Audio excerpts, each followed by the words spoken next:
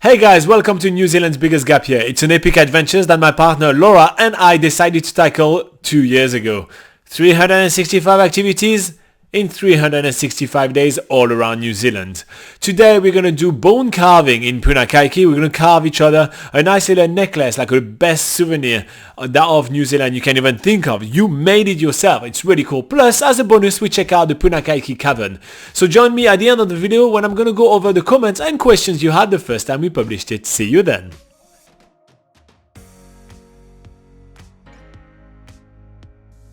This morning we are heading to the little town of Barrytown, which is located about 20 minutes away from Punakaiki, and there we're going to be looking for the Skeleton Crew Carving Studio. It's rather off the beaten track at the end of a gravel road, then through a field, then through a forest, and then finally there is a little shack. There is nothing more authentic than that. There we're going to be meeting Karen and her enthusiastic dogs. She has about 3 dogs there. They are super playful, super friendly, and turns out that they're going to be great entertainment during this long carving process. First things first, we need to choose a design for our bone pendants, and the traditional thing that the Maori used to do was gift these pendants to each other. So that's what Robin and I are going to be doing today. First we're going to choose our own designs and then get each other to carve that for us. In short, I pick a design that Laura will be carving for me, and she picks a design that I will be carving for her. And the first thing to do is to print that design onto a piece of bone so we can cut it into a rough shape, which will be much easier to work with. So we're not exactly using traditional carving methods here, but it is actually made super easy because at the bone carving studio there is every tool that we need. There's these wheels which sand down the excess bone. There are all these little hand tools so that we can do some more detailed work as well. There's really everything here. The carving process is quite long. First up, we need to kind of get rid of all the excess bone around this rough shape that we just cut. To do that, we use a sanding little machine that helps us kind of reduce the amount of bone around, so then after we can start working on the finer detail. This takes us a good 2 hours to get the whole bone into a correct and kind of workable shape. But the great thing about the Skeleton Crew Carving Studio is that Karen is super hands-on and she makes sure that everybody has her attention. So she's keep on walking around the room, making sure she's giving us pointers and also kind of fixing a few mistakes. Admittedly, I did need her help for that very reason about 2 or 3 times. But soon enough, we come up with a shape which is getting really close to our final product, and then we can start working on the final touches. The devil is really in the details, and this is the section which takes us the longest to do. We're trying to make those edges just right, add some extra little carvings to our designs as well, and this just makes a really cool souvenir that we can carve ourselves. We've made it our own, and yeah, it makes an awesome souvenir for friends and family back home, or just for each other. We chose our design as per the meaning that Maori used to put into these little pendants. I'm having a simple hook which shows strength and determination, and Laura is having a double knot which shows bonding and infinity, as well as a hook at the end which shows strength and determination as well. After putting on the final touches and polishing our final product, we are now done, and it's time for us to exchange our pendants. They look absolutely awesome. I really do love them. And when making our way to the Punakaiki Cavern, I am stoked with my pendant and showing it to every single car that passes by. None of them see them, but I am just proud as.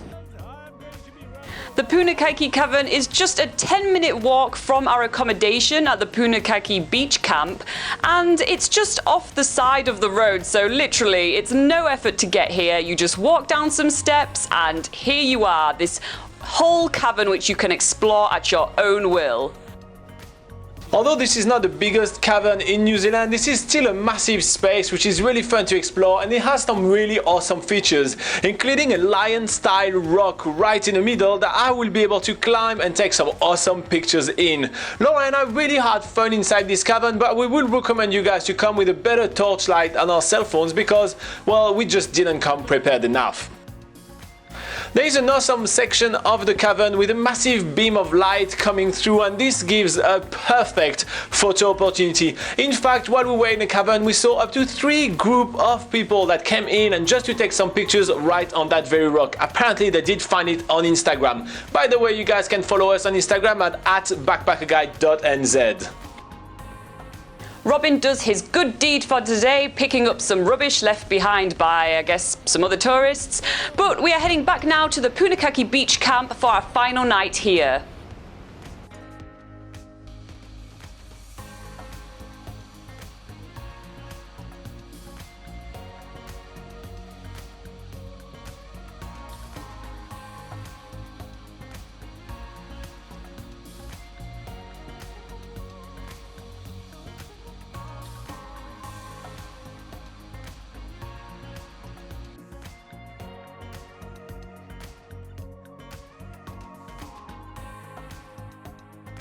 Alright guys, so as you can see, we were not too too displeased with the carving that we did for each other. We actually did think it will turn out pretty bad because we really have no skills in doing that, but you know, it turned out pretty well.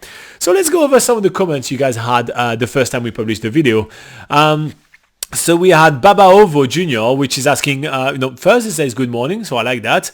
And it says, what kind of material do you use? So it was bone. I think it was cow bone, but yeah, it was bone carving, so we did carve on bone. We also had Y in the wall that says, how much did the bone carving cost? He wouldn't mind giving it a go. So it's actually quite cheap. It's between $65 to $100, depending on what you're having. And, you know, compared to like necklaces that you want to buy as souvenir, which are between 50 and $100, I think you can do way better by doing this tool. So here you go. It really depends on what you're doing, but I think it's a really cool way to go over that. We have Scotia's Place that says that they love the fact that we pick up the rubbish after the tourists. Yes, we do that all the time. There is so much little rubbish left around by people, and it's really not just tourists. There is a lot of locals leaving rubbish around after that as well. So I can't say that it was rubbish from tourists. It may have been rubbish from locals. It's not just one person to blame. So yeah, please be green when you travel around New Zealand. It's really important and dear to our heart. In fact, that's something we push a lot on NZPocketGuide.com, which is our travel guide to New Zealand. It's free for you to use, and it's the largest travel guide to New Zealand. You can find a link in the description below. We always remind you guys to kind of keep it green, keep it clean, because just New Zealand is wonderful and beautiful, and we don't want to, make it a mess. And we also had a bad comment, which was Indian wilderness culture that says so boring. Well, it happens. Some activities are not for everybody, and that's one of the things that we pride ourselves on doing. We try to show you all different type of activities that there is to do. There are some activities that we found boring, and we'll still show them to you, and there are some activities that you may find boring and that may not be your thing. So that's why we show so many videos, so many things to do. Same thing on NZ Pocket Guide. We want to give you the choice to find the activities that you love. So we're sorry that you didn't find this one interesting. You may want to get another one. Check out one of our other, thousands of videos that we have on the channel. You may find an activities that you like. In the meantime, thank you so much, guys, for joining us. You can catch up with us on our live session. It's every Sunday at 8 a.m. New Zealand time, in which we answer all your questions about traveling in New Zealand. And otherwise, there is another one of those videos right around the corner. So like and subscribe, and keep being awesome. You guys rock.